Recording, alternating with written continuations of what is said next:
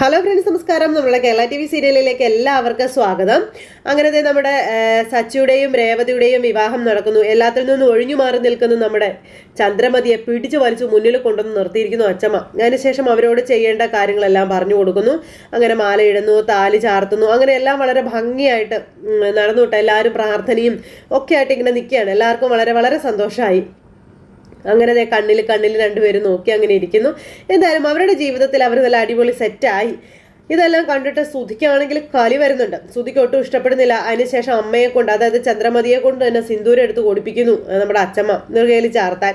അങ്ങനെ സിന്ദൂരം ഇടിയിച്ചു. അതിനുശേഷം ഈ ചടങ്ങുകളും കാര്യങ്ങളെല്ലാം നടത്തി. ഇതൊന്നും ഇഷ്ടപ്പെടാതെ നമ്മുടെ സുധിയും ചന്ദ്രമതിയും നിൽക്കുന്നു. എല്ലാവരും പൂവൊക്കെ ഇട്ട് രണ്ടുപേരെ അനുഗ്രഹിച്ചു.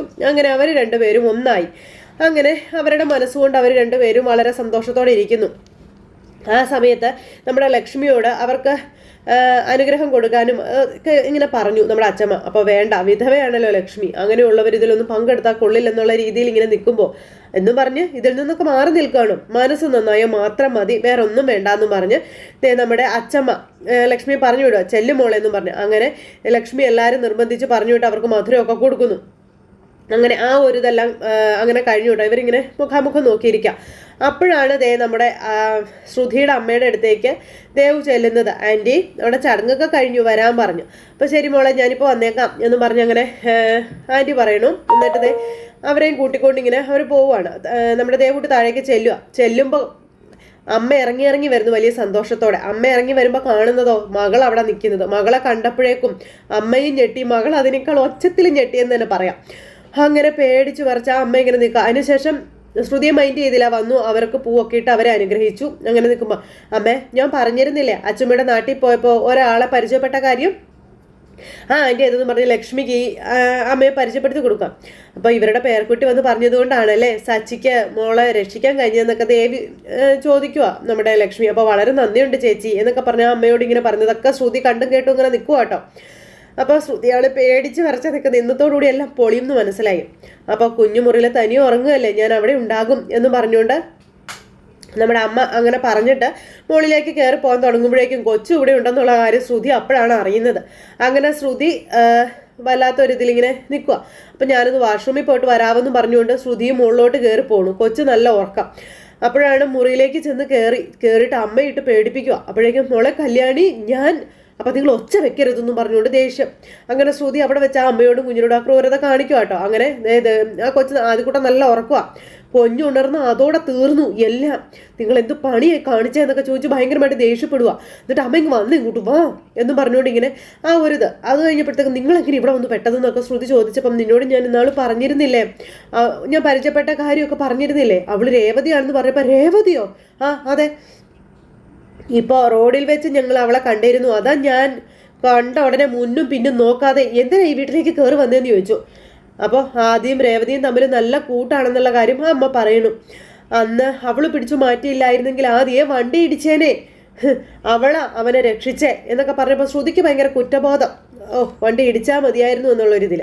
അപ്പോൾ വഴിയിൽ വെച്ച് കണ്ട് അവളുടെ താലികെട്ട് ചടങ്ങിന് വരണമെന്ന് പറഞ്ഞു. വരത്തില്ലെന്നൊന്നും പറയാൻ കഴിഞ്ഞില്ല. അവൾ സ്നേഹത്തോടെ വിളിക്കുമ്പോൾ എങ്ങനെയാണ് ഞാൻ വരാതിരിക്കാം? അപ്പോൾ വരരുതായിരുന്നു എന്ന് പറഞ്ഞുകൊണ്ട് ശ്രുതി അമ്മയിട്ട് മൂപ്പിച്ചുകൊണ്ടിരിക്കണം.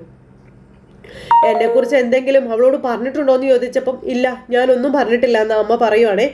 ഈ വീട്ടിലെ പയ്യനാണ് നിന്നെ കെട്ടുന്നതെന്ന് പോലും എനിക്കറിയില്ലായിരുന്നു. ഞാൻ എങ്ങനെ അറിയാനാ? നീ ഒന്നും പറഞ്ഞിട്ടില്ലല്ലോ. ഇപ്പോൾ നിങ്ങൾ രണ്ടുപേരെയും കണ്ടു കഴിഞ്ഞപ്പോഴേ എനിക്ക് കാര്യങ്ങളൊക്കെ മനസ്സിലായതെന്നും പറഞ്ഞ് ആ അമ്മ ശ്രുതിയോട് പറയുക. ശ്രുതി ഭയങ്കര ദേഷ്യത്തിലാണ്. മോളെ, ചെറുക്കം കാണാനൊക്കെ കൊള്ളാം, നല്ല കുടുംബം, അവരോട് സത്യം തുറന്നു എൻ്റെ മോള്, വേണമെങ്കിൽ ഞാൻ സംസാരിക്കാമെന്ന് ആ അമ്മ പറഞ്ഞപ്പം എന്നെ കൊന്നിട്ട് നിങ്ങൾ പോയി പറയാൻ പറഞ്ഞു. അപ്പം എന്താ മോളെ നീ ഇങ്ങനെ പറയണേ? നോക്ക്, വളരെ കഷ്ടപ്പെട്ടിട്ടാ ഇങ്ങനെ ഒരു ബന്ധം ഞാൻ ഉണ്ടാക്കിയെടുത്തത്, അത് ഇല്ലാണ്ടാക്കി കളയല്ലേ എന്ന് പറഞ്ഞുകൊണ്ട് മോള് ദേഷ്യപ്പെടുന്നു. എത്ര സന്തോഷത്തിലാണ് ഞാൻ ഇങ്ങോട്ടേക്ക് വന്നത്, ഇങ്ങനൊരവസ്ഥ സ്വപ്നത്തിൽ പോലും ഞാൻ കണ്ടതല്ലെന്നൊക്കെ പറഞ്ഞുകൊണ്ട് ഈ മോള് പറയാം. എനിക്കാണെങ്കിൽ ആകെ പേടിയാവുക, ഇന്ന് അവരെല്ലാം അറിയും, അതിനാ നിങ്ങൾ ഇങ്ങോട്ട് കെട്ടിയെടുത്തത്, എൻ്റെ ജീവിതം തോലയ്ക്കാനാ നിങ്ങളുടെ ലക്ഷ്യം, അതാ നിങ്ങൾ കാണിച്ചുകൊണ്ടിരിക്കുന്നതെന്ന് ചോദിച്ചു. അപ്പം എത്ര കാലം നീ ഇങ്ങനെ ഭയന്ന് കഴിയേണ്ടി വരും? സത്യം അവരോട് തുറന്നു പറയുന്നത് തന്നെയല്ലേ നല്ലത് എന്ന് അമ്മ മോളോട് ചോദിച്ചപ്പം നിങ്ങൾക്കത് കാര്യം പറഞ്ഞാൽ മനസ്സിലാവത്തില്ലേ? എൻ്റെ ജീവിതം തകർക്കാൻ നിങ്ങൾക്ക് വലിയ ഉത്സാഹമാണെന്ന് എനിക്കറിയാം. എൻ്റെ ജീവിതം തൊലച്ചു കളഞ്ഞതും നിങ്ങളാ. ഒരു വിധം കരകയറി വന്നതേ ഉള്ളൂ ഞാൻ. പുതിയൊരു ജീവിതം സ്വപ്നം കാണുക. അതിനിടയിൽ വീണ്ടും ഇടയിൽ കയറി വന്നിരിക്കുക അടുത്ത പൊല്ലാപ്പുണ്ടാക്കാൻ. എന്നെ ജീവിക്കാൻ നിങ്ങൾ എന്താ വിടില്ലേ? നിങ്ങൾ എൻ്റെ പുറകെ ബാധയായിട്ട് കൂടിയിരിക്കുകയാണോ എന്നൊക്കെ ചോദിച്ചപ്പോൾ, മോളെ എനിക്ക് ആരാ ഉള്ളത്? നീയും ആദിയും മാത്രമല്ലേ ഉള്ളൂ. മോളുടെ കാര്യത്തിൽ എനിക്ക് നല്ല പേടിയുണ്ട്. അതാ ഞാൻ സത്യം തുറന്നു പറയാനായിട്ട് പറയണത്. എൻ്റെ പൊന്നുമോൾ അമ്മ പറയുന്നത് കേൾക്ക്. ദേ, നിന്നോടുള്ള സ്നേഹം കാരണമല്ലേ ഞാൻ ഈ പറയുന്നതെന്ന് പറഞ്ഞപ്പോൾ, എന്നോട് സ്നേഹം ഉണ്ടെങ്കിൽ ഇപ്പം ഈ നിമിഷം നിങ്ങൾ കുഞ്ഞിനെയും കൂട്ടി ഇവിടെ നിന്ന് പോവുകയാണ് വേണ്ടത് എന്ന് പറഞ്ഞുകൊണ്ട് ശ്രുതി ഇങ്ങനെ പറയണു. അപ്പം ശ്രുതി അത് പറയുന്നത് കേട്ട് കഴിഞ്ഞപ്പോൾ ഈ അമ്മ ഞെട്ടിയിട്ടോ. നിങ്ങൾ കാരണം ഈ വിവാഹം മുടങ്ങിയാൽ പിന്നെ ഈ ജന്മം നിങ്ങൾ എന്നെ കാണില്ല എന്നും പറഞ്ഞുകൊണ്ട് ശ്രുതി ഇങ്ങനെ അമ്മയെ പറഞ്ഞു പേടിപ്പിക്കുക. എനിക്ക് നല്ലത് വരണമെന്ന് നിങ്ങൾ ആത്മാർത്ഥമായിട്ട് ആഗ്രഹിക്കുന്നുണ്ടെങ്കിൽ ദയവ് ചെയ്ത് നിങ്ങൾ ഈ വീട്ടിൽ നിന്നൊന്ന് പോയിത്താ, അത്രയെങ്കിലും ഉപകാരം എനിക്ക് വേണ്ടി ഒന്ന് ചെയ്യാമോ എന്നൊക്കെ ചോദിച്ചു. അങ്ങനെ അമ്മയെ ഒരുപാട് വേദനിപ്പിച്ചിട്ട് അവിടെ നിന്ന് ശ്രുതി അങ്ങ് പോയി. അപ്പോൾ ഞാൻ വേഗം ഇവിടെ നിന്ന് ഇറങ്ങിപ്പോയി അവർക്ക് എന്ത് തോന്നും മോളെന്ന് ചോദിച്ചപ്പോൾ, അവർക്ക് എന്തും തോന്നിക്കൊള്ളട്ടെ, നിങ്ങൾക്കെന്താ പ്രശ്നം? പെട്ടെന്ന് ഇറങ്ങി പോകുമ്പോൾ അവർക്ക് എന്തെങ്കിലും സംശയം തോന്നിയാലോ മോളെ? കുറച്ചു നേരം ഇരുന്നതിന് ശേഷം ആരുടെയും ശ്രദ്ധയിൽപ്പെടാതെ ഞങ്ങൾ പൊയ്ക്കോളാം എന്ന് പറഞ്ഞ ആ അമ്മ ശ്രുതിയുടെ കാല് പിടിക്കുക കേട്ടോ. അവിടെ മകളുടെ രക്ഷയാണ് നോക്കുന്നത്. ഞാൻ കാരണം നിനക്കൊരു ബുദ്ധിമുട്ടും ഉണ്ടാവില്ല എന്നും നിന്റെ കല്യാണം മുടങ്ങില്ല എന്നും പറഞ്ഞ് അങ്ങനെ പറയുക. ഞാൻ കുഞ്ഞിനെയും കൊണ്ട് പൊയ്ക്കോളാം എന്ന് പറഞ്ഞപ്പോൾ, പെട്ടെന്ന് പൊയ്ക്കോളണം, പിന്നെ ഇവിടെ കണ്ടു പോയേക്കരുത്. എത്രയും പെട്ടെന്ന് നിങ്ങൾ എൻ്റെ ജീവിതത്തിൽ നിന്ന് തന്നെ ഒന്ന് പോയ അത്രയും സന്തോഷം. വേഗം അവനെ കൂട്ടി ഇവിടുന്ന് പോകുന്നത് നിങ്ങൾക്ക് നല്ലത് എന്നും പറഞ്ഞുകൊണ്ട് കൊച്ചെടുത്തിട്ട് പുള്ളിക്കാരി അവിടെ നിന്ന് പോയി. കൊച്ചാണെങ്കിൽ അവിടെ കിടന്ന് നല്ല ഉറക്കം. കൊച്ചിനെയും വന്ന് തുറച്ച് കുറേ നേരം നോക്കി നിന്നിട്ട് ശ്രുതി അങ്ങ് ഇറങ്ങിപ്പോയി. ശ്രുതി ഇറങ്ങിപ്പോയപ്പോൾ ആ കുഞ്ഞിൻ്റെ അടുത്ത് വന്ന് അമ്മമ്മ ഭയങ്കര കരച്ചിലും കാര്യങ്ങളും. അങ്ങനെ വാഷ്റൂമിൽ പോയ ശ്രുതിയെ കാണുന്നില്ലല്ലോ എന്നും പറഞ്ഞു ടെൻഷൻ അടിച്ച് അവിടെ ശ്രുതി നിൽക്കുന്നു. അപ്പോഴാണ് ശ്രുതി അങ്ങോട്ടേക്ക് ഇറങ്ങി വരുന്നത്. ശ്രുതി ഇറങ്ങി വന്നപ്പോൾ ശ്രുതിയുടെ മുഖമൊക്കെ വല്ലാതിരിക്കുന്നു. പിന്നെ അവിടെ ക്യാമറയായിട്ടും ഫോട്ടോയൊക്കെ ആയിട്ട് അവരിങ്ങനെ പോകുമ്പോൾ ശ്രുതിയെ തന്നെ ശ്രദ്ധിക്കുന്നുണ്ട്. എന്താ പറ്റിയേ? മുഖമൊക്കെ വല്ലാണ്ടിരിക്കണ്ടല്ലോ എന്ന് ചോദിച്ചു. ഒന്നുമില്ല ശ്രുതി, ചെറിയൊരു തലവേദന. ചായ വേണമെന്ന് ചോദിച്ചപ്പോൾ വേണ്ട, പിന്നെ കുടിച്ചോളാം എന്ന് പറഞ്ഞുകൊണ്ട് ഇങ്ങനെ ശ്രുതി പറയാം. ആ സമയത്ത് ശ്രുതി ആണെങ്കിൽ എന്നൊക്കെ പറഞ്ഞ് ചിരിച്ചോണ്ടൊക്കെ ഇങ്ങനെ മൊബൈലിൽ നോക്കി ഇങ്ങനെ നിൽക്കുന്നു. അപ്പോഴത്തേക്കും അവിടെ കിടന്ന് ഉള്ളിൽ പെടപ്പ് തോന്നി തുടങ്ങി. ഈ സമയത്ത് ശ്രുതിയുടെ കള്ളക്കളികൾ മുഴുവൻ നമ്മുടെ അച്ഛമ്മ ശ്രദ്ധിക്കുന്നുണ്ട്. അച്ഛമ്മ ഇങ്ങനെ ഇവളെ തന്നെ ശ്രദ്ധിക്കുക. അപ്പൊ ശ്രുതി എന്താ ഇവരെ രണ്ടുപേരെയും അനുഗ്രഹിക്കാത്തത് എന്നിങ്ങനെ ചോദിച്ചു. പെട്ടെന്ന് എല്ലാവരും കൂടി ഇങ്ങനെ നോക്കുക. അപ്പൊ സച്ചിക്കാണ് തീരെ പിടിച്ചില്ല. ചന്ദ്രേ, അവളോട് വരാൻ പറയോ എന്ന് പറഞ്ഞുകൊണ്ട് ചന്ദ്രയോട് അച്ഛമ്മ പറയണം. ശ്രുതി എന്നിട്ട് ഇങ്ങനെ വല്ലാണ്ടായി നിൽക്കുക. ശ്രുതി എന്ന് പറഞ്ഞു വിളിച്ചു. മോളെ വാ എന്ന് പറഞ്ഞു വിളിക്കുമ്പോഴും ശ്രുതി പേടിച്ച് വരച്ച് വരുന്നില്ലെന്നുള്ള മട്ടിൽ ഇങ്ങനെ നിൽക്കുക. അപ്പൊ ശ്രുതി, മോളെ വാ, അവരെ വന്ന് അനുഗ്രഹിക്കാൻ പറഞ്ഞു. വേണ്ട, ഞാൻ അനുഗ്രഹിച്ചാൽ ശരിയാവില്ല എന്ന് പറഞ്ഞപ്പോൾ അത് വേണം, നീയും ഈ വീട്ടിലേക്ക് വരേണ്ട പെണ്ണ് തന്നെയല്ലേ, അപ്പം നീ അനുഗ്രഹിച്ചേ പറ്റുമെന്ന് പറഞ്ഞുകൊണ്ട് അച്ഛമ്മ നിർബന്ധിച്ച് വിളിച്ച് ഇവരെ അനുഗ്രഹിപ്പിക്കാം. അപ്പോൾ എന്തായാലും അന്നേരം നമ്മുടെ സച്ചി പറഞ്ഞു, ഈ വീട്ടിലേക്ക് വന്നില്ലല്ലോ, വരുന്നല്ലേ ഉള്ളൂ, വരവൊക്കെ നടക്കുമോ എന്ന് പറഞ്ഞ് സച്ചി പറഞ്ഞപ്പോഴേക്കും ഉണ്ടായിരിക്കടാ, മര്യാദയ്ക്ക് അവള് ആ ഒരു ഇതിലങ്ങ് ഇരിക്കാൻ പറഞ്ഞു. ഒന്ന് പറഞ്ഞു ആദ്യം തന്നെ അങ്ങ് തൂങ്ങി കിടന്നോളും എന്ന് പറഞ്ഞുകൊണ്ട് ചന്ദ്രമതി എന്തിനാ ഇടയ്ക്ക് കയറുക. എന്നിട്ട് പിന്നെ ശ്രുതി അവരെ അനുഗ്രഹിച്ചു അങ്ങ് മാറി നിൽക്കുന്നു. അങ്ങനെ എല്ലാവരും അനുഗ്രഹിച്ച് ഇങ്ങനെ നിൽക്കുമ്പോൾ എന്താ നിങ്ങളാരും വരാത്തതെന്നൊക്കെ ചോദിച്ചു. അപ്പോൾ ഞങ്ങൾ നാടും കൊണ്ട് വരാത്താണെന്ന് പറഞ്ഞുകൊണ്ട് ഇങ്ങനെ ചേച്ചിമാർ പറയാതെ നമ്മുടെ രേവതിയുടെ ബന്ധുക്കൾ. അപ്പോൾ അങ്ങനെ ആ ഒരു ഇതിലിങ്ങനെ നിൽക്കുന്നു. പിന്നെ സച്ചിയുടെ മുഖത്ത് ഭയങ്കര നാണമാണ് എന്നൊക്കെ പറഞ്ഞിട്ട് അവരിങ്ങനെ അവിടെ നിന്ന് കളിയാക്കണം. അങ്ങനെ തോളിൽ കൈയിട്ട് ഫോട്ടോ എടുക്കാനൊക്കെ പറഞ്ഞപ്പോഴത്തേക്കും സച്ചിക്ക് ഭയങ്കര ചമ്മലും കാര്യങ്ങളും ഒക്കെ. എന്നിട്ട് പിന്നെ അച്ഛൻ നിർബന്ധിച്ച് തോളിൽ കൈ ഇടിച്ചു. അത് കഴിഞ്ഞിട്ട് പിന്നെ നമ്മുടെ ശ്രീ ഫോട്ടോ എടുത്തു. അങ്ങനെ അവർ വളരെ സന്തോഷമായിട്ട് അവിടെ ഇരിക്കുന്നു. ഈ സമയത്ത് അമ്മ ആ കുഞ്ഞിൻ്റെ അരികിലിരുന്ന് കരഞ്ഞുകൊണ്ടേ ഇരിക്കുക കേട്ടോ. പിന്നെ ഫോട്ടോസ് എല്ലാം ഇങ്ങനെ എല്ലാവരും മാറി നോക്കുന്നതൊക്കെ കണ്ട് ഭയങ്കര കലിപ്പിൽ ഇങ്ങനെ നിൽക്കുവാണ് നമ്മുടെ ചന്ദ്രമതി. പ്രത്യേകിച്ച് കലിപ്പ് വരാൻ കാരണം ദേവുവിനെ അടുത്ത് നിർത്തി ഫോട്ടോസൊക്കെ ശ്രീ കാണിച്ചു കൊടുക്കുക. അതാണ്. അല്ല, ഇതുവരെ പ്രണയിനിയെ കാണിച്ചില്ലല്ലോ എന്ന് പറഞ്ഞപ്പോൾ പ്രണയിനിയോ? നിന്റെ ഫേവറേറ്റ് കസ്റ്റമർ അങ്ങനെ അത് പറഞ്ഞപ്പോൾ അതെൻ്റെ ഫ്രണ്ടാ, പ്രണയിനി അല്ല എന്നും പറഞ്ഞുകൊണ്ട് നമ്മുടെ ശ്രീ ഇങ്ങനെ ദേവൂട്ടിയോട് സംസാരിക്കുന്നു. ഇതെല്ലാം ചന്ദ്രമതി വേറെ കണ്ണുകൾ കൊണ്ടാണ് കാണുന്നത്. ചന്ദ്രമതിക്ക് കലി കയറിയിട്ട് ഒരു രക്ഷയിലാട്ടോ.